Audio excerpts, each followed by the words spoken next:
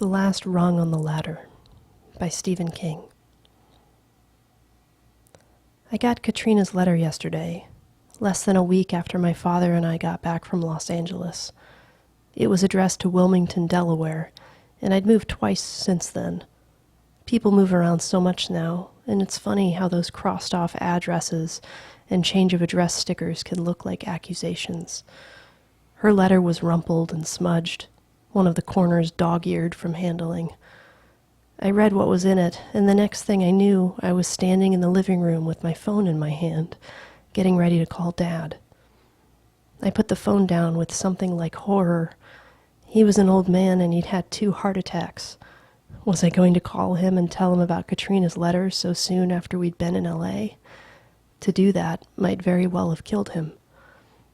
So I didn't call, and I had no one I could tell. A thing like that letter, it's too personal to tell anyone except a wife or a very close friend. I haven't made many close friends in the last few years, and my wife Helen and I divorced in 1971. What we exchange now are Christmas cards. How are you? How's the job? Have a happy new year. I've been awake all night with it, with Katrina's letter. She could have put it on a postcard. There was only a single sentence below the "Dear Larry," but a sentence can mean enough. It can do enough. I remembered my dad on the plane, his face seeming old and wasted in the harsh sunlight at 18,000 feet as we went west from New York. We had just passed over Omaha, according to the pilot, and Dad said, "It's a lot further away than it looks, Larry." There was a heavy sadness in his voice that made me uncomfortable because I couldn't understand it. I understood it better after getting Katrina's letter. We grew up 80 miles west of Omaha in a town called Hemingford Home. My dad, my mom, my sister Katrina, and me. I was 2 years older than Katrina, whom everyone called Kitty. She was a beautiful child and a beautiful woman. Even at 8, the year of the incident in the barn, you could see that her corn silk hair was never going to darken, and that those eyes would always be a dark Scandinavian blue. A look in those eyes and a man would be gone. I guess you'd say we grew up Hicks. My dad had 300 acres of flat, rich land, and he grew feed corn and raised cattle. Everybody just called it the home place. In those days, all the roads were dirt except Interstate 80 and Nebraska Route 96, and a trip to town was something you waited 3 days for. Nowadays, I'm one of the best independent corporation lawyers in America, so they tell me, and I'd have to admit for the sake of honesty that I think they're right. A president of a large company once introduced me to his board of directors as his hired gun. I wear expensive suits, and my shoe leather is the best. I've got 3 assistants on full-time pay, and I can call in another dozen if I need them. But in those days, I walked up a dirt road to a 1-room school with books tied in a belt over my shoulder, and Katrina walked with me. Sometimes in the spring, we went barefoot. That was in the days before you couldn't get served in a diner or shop in a market unless you were wearing shoes. Later on, my mother died. Katrina and I were in high school up at Columbia City, and 2 years after that, my dad lost the place and went to work selling tractors. It was the end of the family, although that didn't seem so bad then. Dad got along in his work, bought himself a dealership, and got tapped for a management position about 9 years ago. I got a football scholarship to University of Nebraska and managed to learn something besides how to run the ball out of a slot right formation. And Katrina? But it's her I want to tell you about. It happened, the barn thing, one Saturday in early November. To tell you the truth, I can't pin down the actual year, but Ike was still president.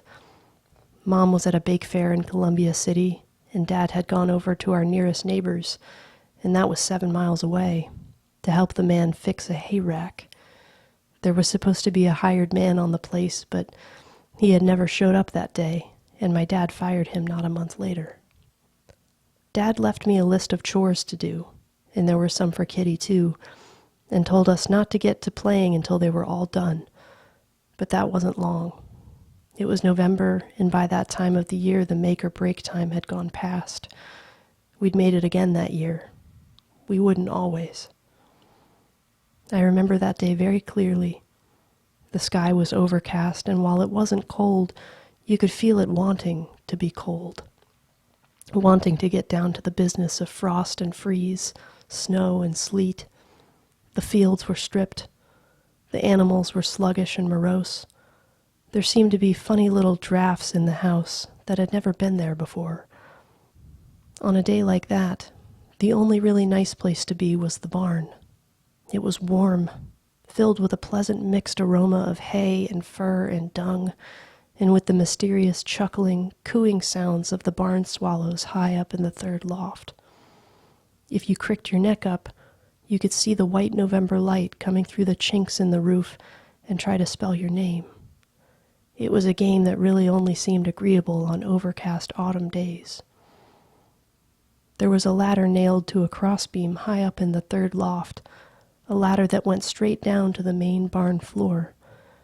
We were forbidden to climb on it because it was old and shaky.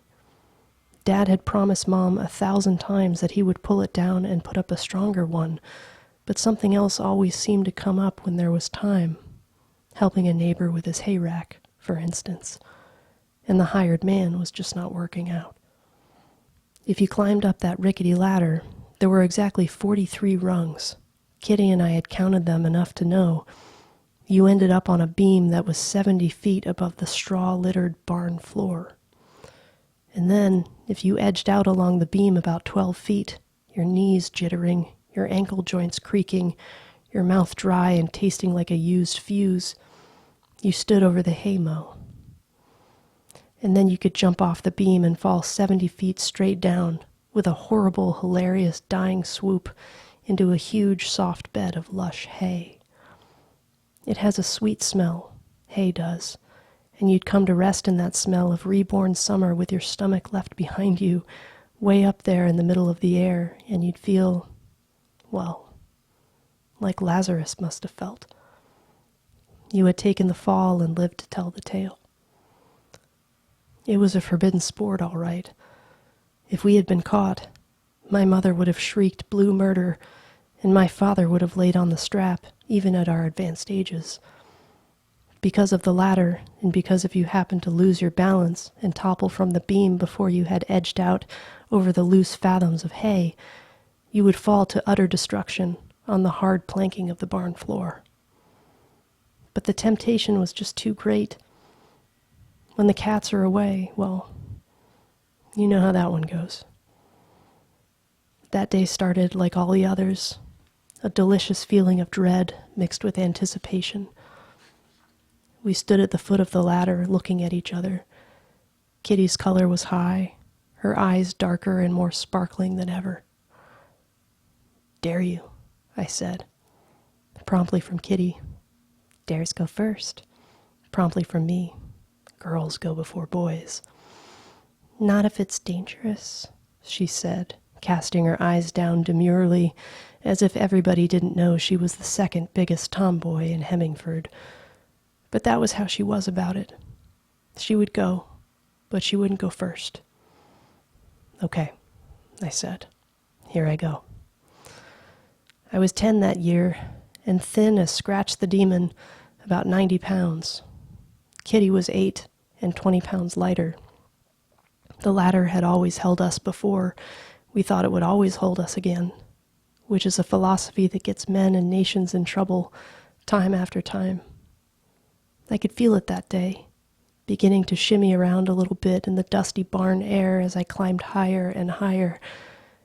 As always, about halfway up, I entertained a vision of what would happen to me if it suddenly let go and gave up the ghost.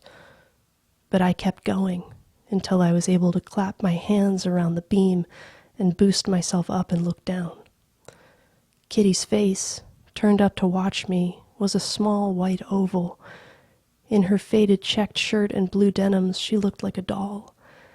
Above me, still higher, in the dusty reaches of the eaves, the swallows cooed mellowly. Again, by rote. "Hi down there," I called, my voice floating down to her on motes of chaff. "Hi up there." I stood up, swayed back and forth a little. As always, there seemed suddenly to be strange currents in the air that had not existed down below. I could hear my own heartbeat as I began to inch along with my arms held out for balance. Once, a swallow had swooped close by my head during this part of the adventure, and in drawing back I had almost lost my balance. I lived in fear of the same thing happening again. But not this time. At last I stood above the safety of the hay. Now looking down was not so much frightening as sensual. There was a moment of anticipation. Then I stepped off into space, holding my nose for effect, and as it always did, the sudden grip of gravity yanking me down brutally, making me plummet, made me feel like yelling, "Oh, I'm sorry, I made a mistake. Let me back up." Then I hit the hay, shot into it like a projectile, its sweet and dusty smell billowing up around me, still going down as if into heavy water, coming slowly to rest buried in the stuff. As always, I could feel a sneeze building up in my nose and hear a frightening field mouse or two fleeing for a more serene section of the haymow, and feel, in that curious way, that I had been reborn. I remember Kitty telling me once that after diving into the hay she felt fresh and new, like a baby. I shrugged it off at the time, sort of knowing what she meant, sort of not knowing. But since I got her letter, I think about that too. I climbed out of the hay, sort of swimming through it, until I could climb out onto the barn floor. I had hay down my pants and down the back of my shirt. It was on my sneakers and sticking to my elbows. Hay seeds in my hair? You bet. She was halfway up the ladder by then, her gold pigtails bouncing against her shoulder blades, climbing through a dusty shaft of light. On other days, that light must have been as bright as her hair. But on this day, her pigtails had no competition. They were easily the most colorful thing up there. I remember thinking that I didn't like the way the ladder was swaying back and forth. It seemed like it had never been so loosey-goosey. Then she was on the beam, high above me. Now I was the small one. My face was the small white upturned oval as her voice floated down on errant shafts stirred up by my leap. "Hi down there." "Hi up there."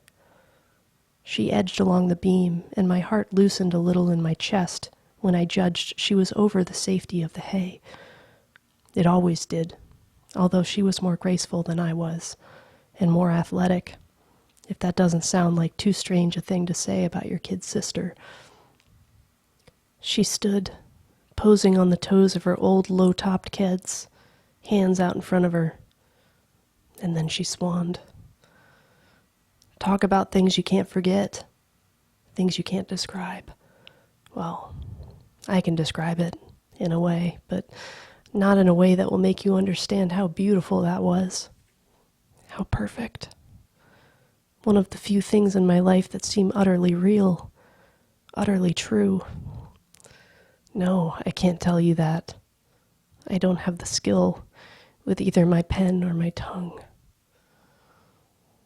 For a moment she seemed to hang in the air, as if borne up by one of those mysterious updrafts that only existed in the third loft.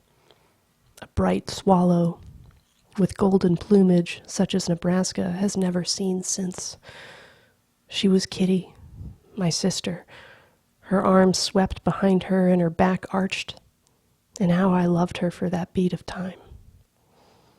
Then she came down and plowed into the hay and out of sight. An explosion of chaff and giggles rose out of the hole she made. I'd forgotten about how rickety the ladder had looked with her on it, and by the time she was out, I was halfway up again. I tried to swan myself, but the fear grabbed me the way it always did, and my swan turned into a cannonball. I think I never believed the hay was there the way Kitty believed it. How long did the game go on? Hard to tell, but I looked up some 10 or 12 dives later and saw the light had changed. Our mom and dad were due back, and we were all covered with chaff. As good as a signed confession. We agreed on one more turn each. Going up first, I felt the ladder moving beneath me, and I could hear, very faintly, the whining rasp of old nails loosening up in the wood. And for the first time I was really, actively scared. I think if I'd been closer to the bottom, I would have gone down and that would have been the end of it, but the beam was closer and seemed safer. 3 rungs from the top, the whine of pulling nails grew louder, and I was suddenly cold with terror, with the certainty that I had pushed it too far. Then I had the splintery beam in my hands, taking my weight off the ladder, and there was a cold, unpleasant sweat matting the twigs of hay to my forehead. The fun of the game was gone. I hurried out over the hay and dropped off. Even the pleasurable part of the drop was gone. Coming down, I imagined how I'd feel if that was solid barn planking coming up to meet me instead of the yielding give of the hay. I came out to the middle of the barn to see Kitty hurrying up the ladder, and I called, "Hey, come down, it's not safe." "It'll hold me," she called back confidently. "I'm lighter than you." "Kitty," but that never got finished, because that was when the ladder let go. It went with a rotted, splintering crack. I cried out and Kitty screamed. She was about where I had been when I'd become convinced I'd pressed my luck too far. The rung she was standing on gave way, and then both sides of the ladder split. For a moment the ladder below her, which had broken entirely free, looked like a ponderous insect, a praying mantis or a ladder bug, which had just decided to walk off. Then it toppled, hitting the barn floor with a flat clap that raised dust and caused the cows to moo worriedly. One of them kicked at its stall door. Kitty uttered a high, piercing scream. "Larry! Larry, help me!" And I knew what had to be done. I saw right away. I was terribly afraid, but not quite scared out of my wits. She was better than 60 feet above me, her blue-jeaned legs kicking wildly at the blank air, then barn swallows cooing above her. I was scared, all right. And you know, I still can't watch a circus aerial act, not even on TV. It makes my stomach feel weak. But I knew what had to be done. "Kitty!" I bawled up at her. "Just hold still! Hold still!" She obeyed me instantly. Her legs stopped kicking and she hung straight down, her small hands clutching the last rung on the ragged end of the ladder like an acrobat whose trapeze has stopped. I ran to the hay now, clutched up a double handful of the stuff, ran back and dropped it. I went back again and again and again. I really don't remember it after that, except the hay got up to my nose and I started sneezing and couldn't stop. I ran back and forth, building a haystack where the foot of the ladder had been. It was a very small haystack. Looking at it, then looking at her hanging so far above it, you might have thought of one of those cartoons where the guy jumps 300 feet into a glass of water. Back and forth, back and forth. "Larry, I can't hold on much longer." Her voice was high and despairing. "Kitty, you've got to hold on." Back and forth, hay down my shirt, back and forth. The haystack was as high as my chin now, but the haymow we had been diving into was 25 feet deep. I thought that if she only broke her legs, it would be getting off cheap. And I knew if she missed the hay altogether, she would be killed. Back and forth. "Larry, the rung! It's letting go!" I could hear the steady, rasping cry of the rung pulling free under her weight. Her legs began to kick again in panic, but if she was thrashing like that, she would surely miss the hay. "No!"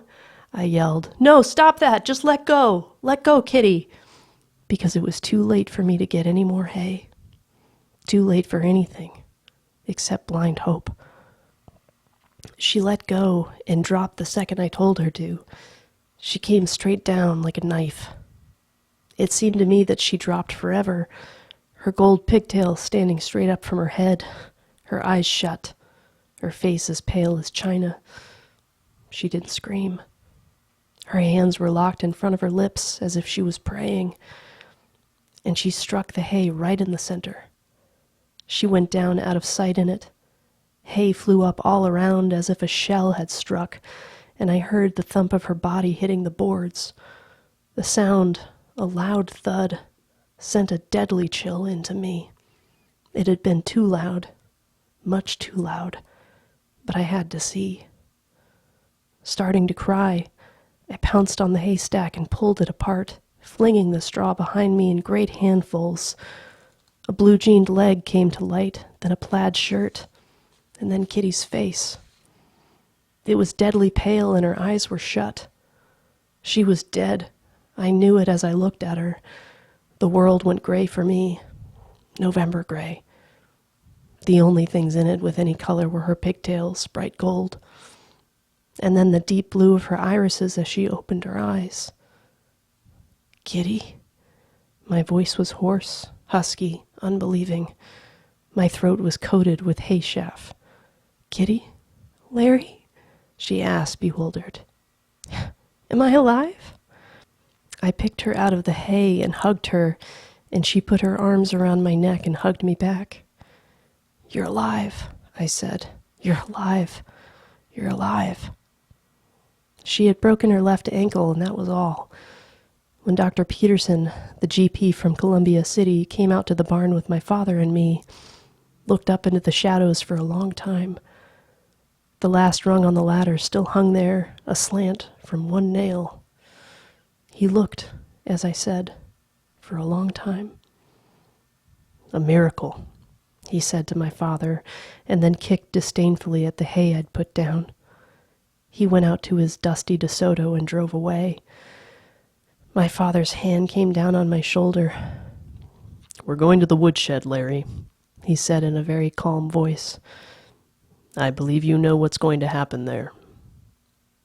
Yes, sir, I whimpered. Every time I whack you, Larry, I want you to thank God your sister is still alive. Yes, sir. Then we went. He whacked me plenty of times.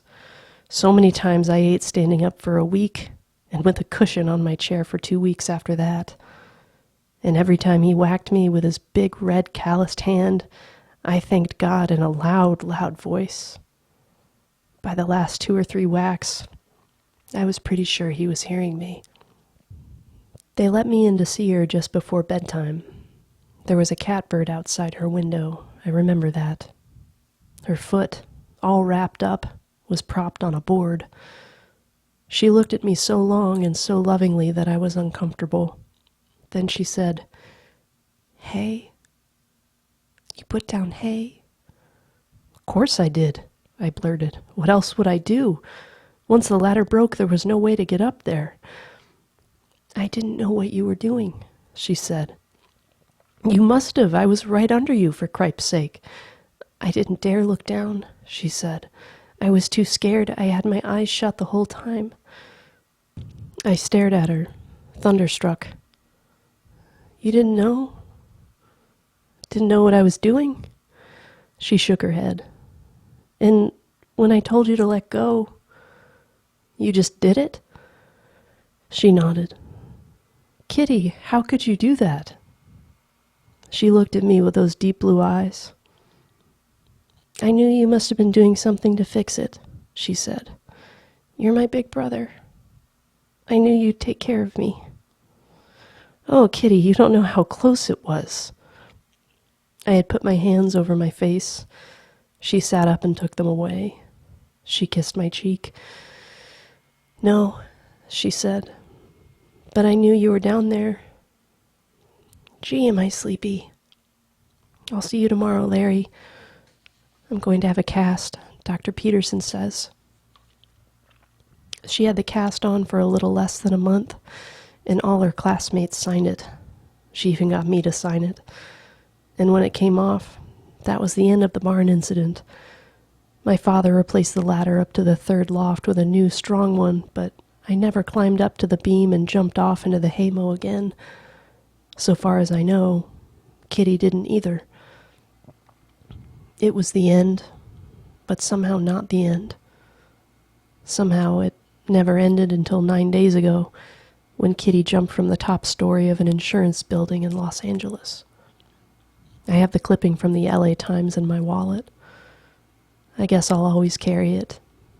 Not in the good way you carry snapshots of people you want to remember, or theater tickets from a really good show, or part of the program from a World Series game.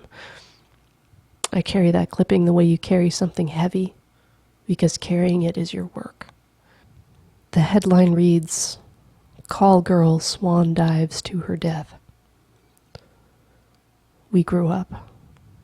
That's all I know, other than facts that don't mean anything.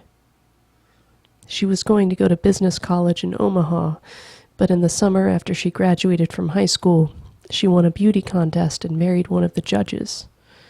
It sounds like a dirty joke, doesn't it? My Kitty.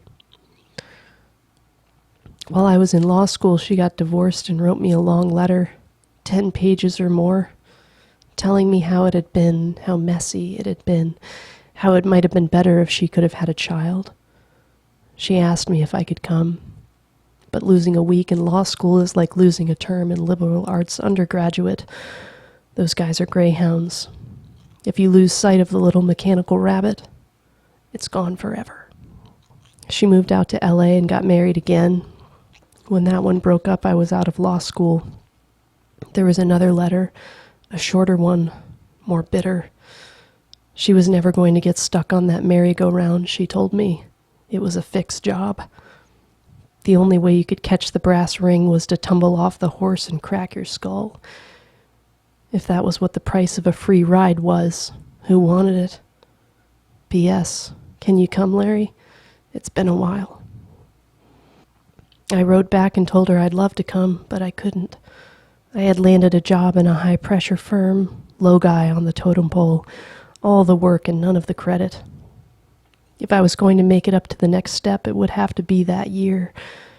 That was my long letter, and it was all about my career. I answered all of her letters, but I could never really believe that it was really Kitty who was writing them. You know, no more than I could really believe that the hay was really there, until it broke my fall at the bottom of the drop and saved my life. I couldn't believe that my sister and the beaten woman who signed Kitty in a circle at the bottom of her letters were really the same person. My sister was a girl with pigtails, still without breasts. She was the one who stopped writing. I'd get Christmas cards, birthday cards, and my wife would reciprocate. Then we got divorced and I moved and just forgot. The next Christmas and the birthday after, the cards came through the forwarding address, the first one, and I kept thinking, gee, I've got to write Kitty and tell her that I've moved, but I never did. But, as I've told you, those are facts that don't mean anything. The only things that matter are that we grew up and she swanned from that insurance building, and that Kitty was the one who always believed the hay would be there. Kitty was the one who had said, "I knew you must be doing something to fix it." Those things matter. And Kitty's letter. People move around so much now, and it's funny how those crossed off addresses and change of address stickers can look like accusations. She's printed her return address in the upper left corner of the envelope, the place she'd been staying at until she jumped. A very nice apartment building on Van Nuys. Dad and I went there to pick up her things. The landlady was nice. She had liked Kitty. The letter was postmarked 2 weeks before she died. It would have got to me a long time before, if not for the forwarding addresses. She must have got tired of waiting. Dear Larry, I've been thinking about it a lot lately, and what I've decided is that it would have been better for me if that last rung had broken before you could put the hay down. Your Kitty. Yes, I guess she must have gotten tired of waiting. I'd rather believe that than think of her deciding I must have forgotten. I wouldn't want her to think that, because that one sentence was maybe the only thing that would have brought me on the run. But not even that is the reason sleep comes so hard now. When I close my eyes and start to drift off, I see her coming down from the third loft, her eyes wide and dark blue, her body arched, her arms swept up behind her. She was the one who always knew the hay would be there.